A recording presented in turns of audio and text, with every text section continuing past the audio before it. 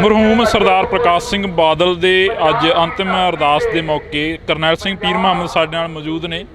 ਤਾਂ ਸ਼੍ਰੋਮਣੀ ਅਕਾਲੀ ਦਲ ਨੂੰ ਇੱਕ ਬੜਾ ਵੱਡਾ ਘਾਟਾ ਪਿਆ, ਸ਼੍ਰੋਮਣੀ ਅਕਾਲੀ ਦਲ ਦੇ ਵਰਕਰਾਂ ਨੂੰ ਬਹੁਤ ਵੱਡਾ ਘਾਟਾ ਪਿਆ ਸਰਦਾਰ ਪ੍ਰਕਾਸ਼ ਸਿੰਘ ਬਾਦਲ ਦੇ ਜਾਣ ਦੇ ਨਾਲ। ਪੀਰ ਮੁਹੰਮਦ ਜੀ ਬਹੁਤ ਬਹੁਤ ਸਵਾਗਤ ਹੈ ਪਹਿਲਾਂ ਤਾਂ। ਵਾਹਿਗੁਰੂ ਜੀ ਕਾ ਖਾਲਸਾ ਵਾਹਿਗੁਰੂ ਜੀ ਕੀ ਫਤਿਹ ਜੀ। ਕਿਵੇਂ ਦੇਖਦੇ ਹੋ ਜਿਹੜਾ ਕਿ ਇੱਕ ਬਹੁਤ ਵੱਡਾ ਘਾਟਾ ਪਿਆ ਪਿਛਲੇ ਦਿਨੀ ਸਰਦਾਰ ਪ੍ਰਕਾਸ਼ ਸਿੰਘ ਦਾ ਇਸ ਜਹਾਨ ਤੋਂ ਤੁਰ ਜਾਣਾ? ਦੇਖੋ, ਜੇ ਉਮਰ ਵੱਲ ਵੇਖੀਏ ਤਾਂ 95 ਸਾਲ ਦੀ ਉਮਰ ਬਹੁਤ ਹੁੰਦੀ ਹੈ। ਅੱਜ ਦੇ ਸਮੇਂ ਦੇ ਵਿੱਚ ਮਨੁੱਖ ਦੀ ਉਮਰ 60-65 ਸਾਲ ਤੋਂ ਵੀ ਘਟਦੀ ਜਾ ਰਹੀ ਹੈ। ਲੇਕਿਨ ਜਿਹੜਾ ਉਹਨਾਂ ਦਾ ਘਾਟਾ ਉਹ ਇਸ ਕਰਕੇ ਜ਼ਿਆਦਾ ਮਹਿਸੂਸ ਕਰ ਰਹੇ ਹਾਂ ਬਜ਼ੁਰਗ ਅਵਸਥਾ ਵਿੱਚ ਜਾਣ ਦਾ ਵੀ, ਕਿਉਂਕਿ ਉਹਨਾਂ ਦਾ ਇੱਕ ਔਰਾ ਬਹੁਤ ਵੱਡਾ ਸੀ। ਉਹ ਪੰਥਕ ਸ਼ਖਸੀਅਤ ਦੇ ਤੌਰ ਦੇ ਉੱਤੇ, ਪੰਜਾਬ ਦੀ ਸ਼ਖਸੀਅਤ ਦੇ ਤੌਰ ਤੇ ਸਿੱਖ ਸਿਆਸਤ ਦੇ ਵਿੱਚ ਸਭ ਤੋਂ ਨਾਮੀ ਉਹ ਸਿਆਸਤਦਾਨ ਸਨ ਜਿਨ੍ਹਾਂ ਨੇ ਕਈ ਉਤਰਾਅ ਚੜ੍ਹਾਅ ਦੇਖੇ। ਉਹਨਾਂ ਨੇ ਆਪਣੀ ਜ਼ਿੰਦਗੀ ਦੇ ਵਿੱਚ ਐਮਰਜੈਂਸੀ ਦੇਖੀ, ਉਸ ਤੋਂ ਪਹਿਲਾਂ ਸ਼੍ਰੋਮਣੀ ਅਕਾਲੀ ਦਲ ਨੂੰ ਬਣਦਿਆਂ ਦੇਖਿਆ, ਸ਼੍ਰੋਮਣੀ ਗੁਰਦੁਆਰਾ ਪ੍ਰਬੰਧਕ ਕਮੇਟੀ ਨੂੰ ਬਣਦਿਆਂ ਦੇਖਿਆ, ਜਿੰਨੇ ਵੀ ਮੋਰਚੇ ਲੱਗੇ ਉਹਨਾਂ ਨੂੰ ਦੇਖਿਆ ਤੇ ਉਹਦੇ ਵਿੱਚ ਉਹ ਆਪਣੇ ਪਿੰਡੇ ਤੇ ਵੀ ਹੰਡਾਇਆ। ਤਕਰੀਬਨ 17 ਸਾਲ ਜੇਲ੍ਹ ਦੇ ਵਿੱਚ ਰਹੇ। ਉਸ ਤੋਂ ਬਾਅਦ 5 ਵਾਰੀ ਮੁੱਖ ਮੰਤਰੀ ਬਣੇ ਪੰਜਾਬ ਦੇ ਵਿੱਚ ਤੇ ਸ਼੍ਰੋਮਣੀ ਅਕਾਲੀ ਦਲ ਦੇ ਅਨੇਕਾਂ ਵਾਰ ਪ੍ਰਧਾਨ ਰਹੇ। ਪਰ ਦੇਖੋ ਕੀ ਹੁੰਦਾ ਹੈ ਕਿ ਜਦੋਂ ਮਨੁੱਖ ਦਾ ਇੱਕ ਸਮਾਂ ਤੈਅ ਹੁੰਦਾ ਉਸ ਦੇ ਮੁਤਾਬਕ ਉਹਨੂੰ ਜਾਣਾ ਪੈਂਦਾ। ਪਰ ਅੱਜ ਜਿਹੜਾ ਐਡਾ ਵੱਡਾ ਇਕੱਠ ਹੈ, ਜਾਂ ਜਿਸ ਦਿਨ ਤੋਂ ਉਹ ਇਸ ਦੁਨੀਆ ਤੋਂ ਸਰੀਰ ਕੋ ਛੋੜਾ ਦੇ ਕੇ ਗਏ ਤੇ ਅੱਜ ਤੱਕ ਜਿਵੇਂ ਇੱਕ ਲਾਈਨ ਲੱਗੀ ਹੋਈ ਹੈ ਲੋਕਾਂ ਦੀ, ਉਹਨਾਂ ਦੇ ਆਪਣਿਆਂ ਨੇ ਤਾਂ ਆਉਣਾ ਹੀ ਸੀ, ਸ਼੍ਰੋਮਣੀ ਅਕਾਲੀ ਦਲ ਨਾਲ ਪਿਆਰ ਰੱਖਣ ਵਾਲਿਆਂ ਨਾਲ। ਜਿਹੜੇ ਵਿਰੋਧੀ ਵੀ ਨੇ ਉਹ ਵੀ ਵੱਡੀ ਤਾਦਾਦ ਦੇ ਵਿੱਚ ਆ ਰਹੇ ਨੇ।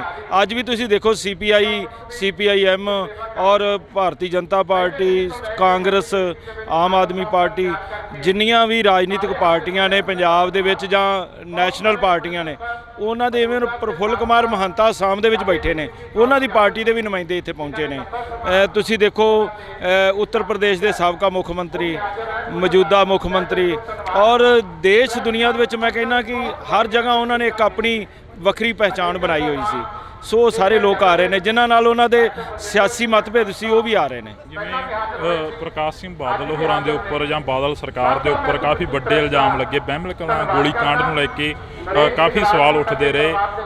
ਪਿਛਲੀਆਂ ਚੋਣਾਂ ਦੇ ਵਿੱਚ ਕਾਫੀ ਭਾਰੀ ਹਾਰ ਹੋਈ। ਇਹਨਾਂ ਮੁੱਦਿਆਂ ਨੂੰ ਕਿਵੇਂ ਦੇਖਦੇ ਹੋ? ਦੇਖੋ, ਉਹਦਾ ਸਾਨੂੰ ਵੀ ਅਫਸੋਸ ਹੈ, ਅਸੀਂ ਉਹਨੂੰ ਕੰਡੈਮ ਵੀ ਕਰਦੇ ਰਹੇ ਹਾਂ, ਵਿਰੋਧ ਦੇ ਵਿੱਚ ਵੀ ਖੜੇ ਰਹੇ ਹਾਂ।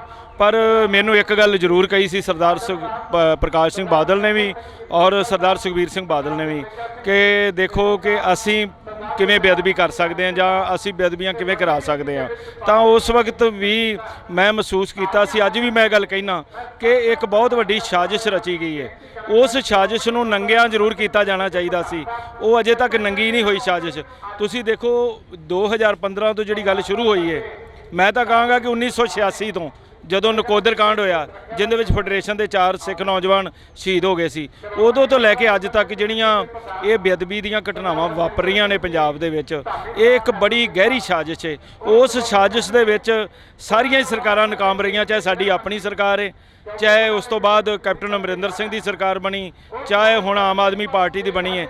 ਇਸ ਨੂੰ ਲੈ ਕੇ ਕੋਈ ਵੀ ਸਿਆਸਤ ਨਹੀਂ ਹੋਣੀ ਚਾਹੀਦੀ। ਸਾਰੀਆਂ ਰਾਜਨੀਤਿਕ ਪਾਰਟੀਆਂ ਨੂੰ ਇੱਕ ਗੱਲ ਸੋਚਣੀ ਚਾਹੀਦੀ ਹੈ, ਇਸ ਧਰਤੀ ਦੇ ਉੱਤੇ ਲੋਕ ਤੇ ਪ੍ਰਲੋਕ ਦੇ ਵਿੱਚ ਜੇ ਕੋਈ ਸਹਾਈ ਨੇ ਤਾਂ ਕੇਵਲ ਤੇ ਕੇਵਲ ਗੁਰੂ ਸਾਹਿਬਾਨ ਸਾਹਿਬ ਸ੍ਰੀ ਗੁਰੂ ਗ੍ਰੰਥ ਸਾਹਿਬ ਜੀ ਨੇ, ਉਹਨਾਂ ਦਾ ਓਟ ਆਸਰਾ ਲੈ ਕੇ ਹੀ ਅਸੀਂ ਅੱਗੇ ਵੱਧ ਸਕਦੇ ਹਾਂ। ਕਰਨੈਲ ਸਿੰਘ ਜੀ, ਤੁਸੀਂ ਤਾਂ ਆਪਦੇ ਪਿੰਡੇ ਤੇ ਤਸ਼ੱਦਦ ਹੰਢਾਇਆ, DGP ਸਮੇਤ ਸੈਣੀ ਵਰਗਿਆਂ ਨੂੰ ਲਗਾ ਦੇਣਾ, ਇਹ ਵੀ ਸਵਾਲ ਖੜੇ ਹੁੰਦੇ ਰਹੇ ਨੇ ਸਰਦਾਰ ਸਾਹਿਬ। ਦੇਖੋ, ਹਾਂ, ਇਹ ਜਿਹੜੀਆਂ ਘਟਨਾਵਾਂ ਵਾਪਰੀਆਂ ਨੇ ਇਹ ਸਾਡੇ ਲਈ ਬੜੀਆਂ ਨੁਕਸਾਨਦੇਹ ਸਾਬਤ ਹੋਈਆਂ ਨੇ, ਇਹਦੇ ਵਿੱਚ ਕੋਈ ਦੋ ਰਾਏ ਨਹੀਂ। ਇਹ ਨਹੀਂ ਕਿ ਮੈਂ ਜੇ ਪਹਿਲਾਂ ਕਹਿੰਦਾ ਰਿਹਾ ਤੇ ਅੱਜ ਮੈਂ ਉਸ ਤੋਂ ਮੁਨਕਰ ਹੋਵਾਂਗਾ। ਇਹ ਇੱਕ ਸਾਡੀਆਂ ਵੱਡੀਆਂ ਗਲਤੀਆਂ ਸੀ, ਚਾਹੇ ਉਹ ਸਮੇਤ ਸੈਣੀ ਦੀ ਗੱਲ ਹੋਵੇ ਜਾਂ ਕੁਝ ਹੋਰ ਘਟਨਾਵਾਂ ਵਾਪਰੀਆਂ। ਪਰ ਇਹਦੇ ਵਿੱਚ ਇੰਪਰੂਵਮੈਂਟ ਲਿਆਉਣ ਲਈ ਆਉਣ ਵਾਲੇ ਸਮੇਂ ਦੇ ਵਿੱਚ ਇੱਕ ਇਸ ਤਰ੍ਹਾਂ ਦਾ ਮਾਹੌਲ ਬਣੇ ਕਿ ਕੋਈ ਵੀ ਪੰਥ ਵਿਰੋਧੀ ਜਿਹੜਾ ਬੰਦਾ, ਚਾਹੇ ਉਹ ਅਫਸਰ ਹੋਵੇ, ਚਾਹੇ ਕੋਈ ਸਿਆਸੀ ਨੇਤਾ ਹੋਵੇ, ਉਹ ਸ਼੍ਰੋਮਣੀ ਅਕਾਲੀ ਦਲ ਦੇ ਵਿੱਚ ਘੁਸਪੈਠ ਨਾ ਕਰ ਸਕੇ। ਇਸ ਦੀ ਅਸੀਂ ਕੋਸ਼ਿਸ਼ ਕਰ ਰਹੇ ਹਾਂ ਕਿ ਇਹਦੇ ਵਿੱਚੋਂ ਕਿਸੇ ਨਾ ਕਿਸੇ ਤਰੀਕੇ ਨਾਲ ਬਾਹਰ ਨਿਕਲਿਆ ਜਾ ਸਕੇ। ਅਕਾਲੀ ਦਲ ਦਾ ਥੱਲੇ ਜਾਣਾ, ਜ਼ਹਾਰ ਆਲਮ ਵਰਗਿਆਂ ਨੂੰ ਟਿਕਟਾਂ ਦੇਣੀਆਂ ਗਈਆਂ, ਇਹ ਵੀ ਮੰਨਦੇ ਹੋ ਕਿਤੇ ਨਾ ਕਿਤੇ ਜਾ? ਬਿਲਕੁਲ ਬਹੁਤ, ਮੈਂ ਉਹੀ ਗੱਲ ਕਹਿ ਰਿਹਾ, ਚਾਹੇ ਆਲਮ ਹੋਵੇ, ਚਾਹੇ ਆਪਣਾ ਸਮੇਤ ਸਿੰਘ ਸੈਣੀ ਹੋਵੇ, ਜਾਂ ਜਿੰਨੀਆਂ ਵੀ ਇਹ ਘਟਨਾਵਾਂ ਵਾਪਰੀਆਂ ਨੇ, ਇਹ ਸਾਡੇ ਲਈ ਦੁਖਦਾਈ ਪਹਿਲੂ ਸੀ ਤੇ ਇਸ ਦੇ ਵਿੱਚੋਂ ਸਾਨੂੰ ਆਉਣ ਵਾਲੇ ਸਮੇਂ ਵਿੱਚ ਬਹੁਤ ਕੁਝ ਸੋਚਣਾ ਤੇ ਵਿਚਾਰਨਾ ਪਏਗਾ। ਆਉਣ ਵਾਲੇ ਸਮੇਂ ਦੇ ਵਿੱਚ ਜਿਹੜਾ ਅਕਾਲੀ ਦਲ ਉਹ ਸਰਵਾਈਵ ਕਿਸ ਤਰ੍ਹਾਂ ਕਰੂਗਾ, ਕਿਉਂਕਿ ਧੱਬੇ ਬਹੁਤ ਲੱਗੇ ਹੋਏ ਨੇ, ਜਿਵੇਂ ਅਜ਼ਹਾਰ ਆਲਮ ਹੋ ਗਿਆ, ਡੀਜੀਪੀ ਸਮੇਤ ਸੈਣੀ ਹੋ ਗਿਆ। ਦੇਖੋ ਸਰਵਾਈਵ ਕਰਨ ਲਈ ਆ ਜਿਹੜਾ ਪੰਥ ਹੈ, ਅੱਜ ਸਾਡੇ ਮਨ ਦੇ ਵਿੱਚ ਵੀ ਕਈ ਵਲਵਲੇ ਸੀ ਜਿਹੜੇ ਅਸੀਂ ਆਪਣੀ ਪਾਰਟੀ ਦੇ ਪਲੇਟਫਾਰਮ ਤੇ ਖੜ ਕੇ ਕੀਤੇ, ਪਹਿਲਾਂ ਬਾਹਰ ਰਹਿ ਕੇ ਕਰਦੇ ਸੀ। ਲੇਕਿਨ ਜਿਹੜਾ ਸ਼੍ਰੋਮਣੀ ਅਕਾਲੀ ਦਲ ਦਾ ਕੇਡਰ ਹੈ, ਜਿਹੜਾ ਸ਼੍ਰੋਮਣੀ ਅਕਾਲੀ ਦਲ ਦੇ ਨਾਲ ਜੁੜਿਆ ਆ, ਉਹਨੂੰ ਇਸ ਗੱਲ ਦਾ ਫਿਕਰ ਹੈ ਕਿ ਜੇ ਪੰਜਾਬ ਦਾ ਕੋਈ ਭਲਾ ਕਰ ਸਕਦਾ ਤਾਂ ਕੇਵਲ ਤੇ ਕੇਵਲ ਖੇਤਰੀ ਪਾਰਟੀ ਸ਼੍ਰੋਮਣੀ ਅਕਾਲੀ ਦਲ ਕਰ ਸਕਦੀ। ਹਾਂ, ਜਿਹੜੀਆਂ ਕਮੀਆਂ ਆਈਆਂ ਨੇ ਉਹਨਾਂ ਨੂੰ ਬੜਾ ਹੀ ਸਟਰੋਂਗਲੀ ਪਹਿਲਾਂ ਵੀ ਕੰਡੈਮ ਕੀਤਾ, ਹੁਣ ਵੀ ਕਰਾਂਗੇ। ਇਹ ਨਹੀਂ ਕਿਸੇ ਉਸ ਮਸਲੇ ਤੇ ਕੋਈ ਖੁਸ਼ਾਮਦ ਕਰਾਂਗੇ। ਅਸੀਂ ਇਹ ਚਾਹੁੰਦੇ ਹਾਂ, ਇਹ ਸਾਡਾ ਪੰਜਾਬ ਤੇ ਇਸ ਪੰਜਾਬ ਦੀ ਖੁਸ਼ਹਾਲੀ ਵਾਸਤੇ ਕੇਵਲ ਤੇ ਕੇਵਲ ਸ਼੍ਰੋਮਣੀ ਅਕਾਲੀ ਦਲ ਹੀ ਮਜ਼ਬੂਤ ਧਿਰੇ ਤੇ ਇਸ ਨੂੰ ਅੱਗੇ ਲਿਆਉਣਾ ਬੜਾ ਜ਼ਰੂਰੀ ਹੈ। ਤੇ ਮੈਂ ਸ਼੍ਰੋਮਣੀ ਅਕਾਲੀ ਦਲ ਵੱਲੋਂ ਵੀ ਔਰ ਇਸ ਮੌਕੇ ਦੇ ਉੱਤੇ ਮੈਂ ਸਰਦਾਰ ਪ੍ਰਕਾਸ਼ ਸਿੰਘ ਬਾਦਲ ਨੂੰ ਜਿੱਥੇ ਸ਼ਰਧਾਂਜਲੀ ਦੇਣ ਆਇਆ, ਉੱਥੇ ਨਾਲ ਇਹ ਵੀ ਮਹਿਸੂਸ ਕਰਦਾ ਕਿ ਜਿਹੜਾ ਪਿਛਲੇ ਸਮੇਂ ਦੇ ਵਿੱਚ ਸਾਡੇ ਨਾਲ ਵਾਪਰਿਆ ਉਹ ਨਹੀਂ ਸੀ ਹੋਣਾ ਚਾਹੀਦਾ।